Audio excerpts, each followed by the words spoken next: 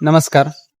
तर कधी विचार केलाय का की आपण शेळीपालन करत असताना किंवा शेळीपालन करण्याचा विचार करत असताना जे काय शेळीपालनासाठी जे काय लागणारं जे काय स्ट्रक्चर आहे, तर त्याच्यामध्ये शेड असेल, निवाऱ्यासाठी एक शेड असेल किंवा त्याला कंपाऊंड करण्यासाठी जे काय आपण जाळी वगैरे वापरत असतो, जे काय मारत असतो, तर ते आपण कशा पद्धतीने या ठिकाणी करू शकतो, तर तेच आज आपण या व्हिडिओच्या माध्यमातून पाहणार आहे. आणि जर आपल्या चॅनलवरती नवीन असाल तर आपल्या चॅनलला सबस्क्राईब करा, कारण असे शेळीपालनाविषयी नवीन नवीन व्हिडिओ आपल्या चॅनलवरती येत राहणार आहे.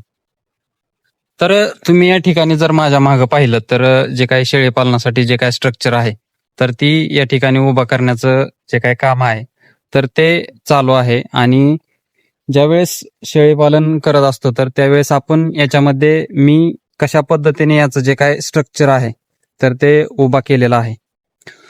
तर याच्यामध्ये जे काय आपण 3 कंपार्टमेंट आपण याच्यामध्ये पाडलेले आहेत, की पहिला जो आहे तर तो जे काय शेळ्यांची जी काय बारीक पिल्लं वगैरे आहेत तर त्यांच्यासाठी एक कंपार्टमेंट केलेलं आहे.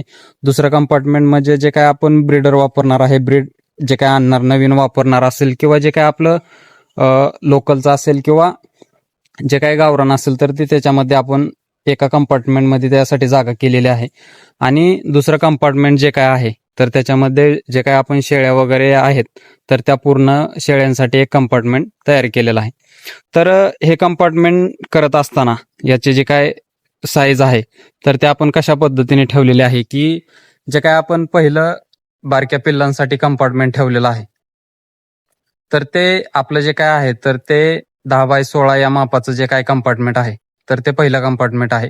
दुसरं कंपार्टमेंट करत असताना तेही 10x16चं कंपार्टमेंट केलेलं आहे. आणि तिसरं जे काय आहे तर ते पूर्ण शेळ्यांसाठी आपण त्या ठिकाणी 20x16चं जे काय कंपार्टमेंट आहे तर ते निवाऱ्यासाठी केलेलं आहे. आणि याच्या पुढं तुम्ही पाहू शकता की जे काही शेड आहे तर त्या शेडच्या पुढेही आपण जे काही 16-16 फूट जे काय आहे तर ते जागा सोडलेली आहे. कारण जे काय शेळ्या आहेत तर त्या निवाऱ्यालाही राहू शकतात आणि ज्या वेळेस उन्हात येण्याची त्यांची होईल त्यावेळेस त्या शेळ्या अशा बंदिस्त अवस्थेमध्ये उन्हातही येऊ शकतात. अशा पद्धतीने आपण जे स्ट्रक्चर आहे तर ते उभा करण्याचं या ठिकाणी काम चालू आहे.